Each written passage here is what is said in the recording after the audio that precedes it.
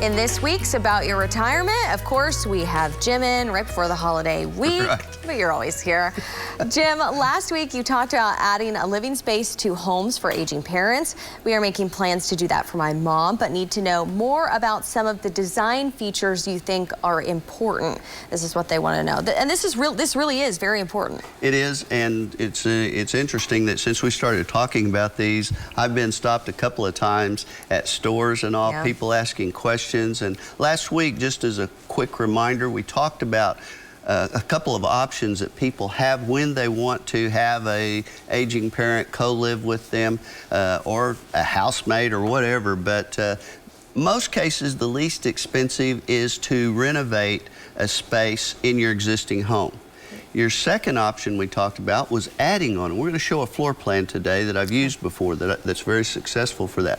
But the third option that we didn't talk about is an ADU, accessory dwelling unit. And these became very popular a couple of years ago, especially with the pandemic. People were building these units in their backyards, and so they were at home working. They wanted to separate home from work, so they would have them for that. They started building them for living spaces for aging loved ones, and also it works real great. Municipalities have lightened up on their restrictions and a lot of their codes to make that available for people that want to do that, especially in California where there's just not much land. You know, it's worked out great for that. But what we want to do today is show a floor plan that I actually designed, and I think we can zoom in on it here where you can see it, and I'm going to go walk through and give you a little bit of description of it. But this is actually a design that I took from our one-bedroom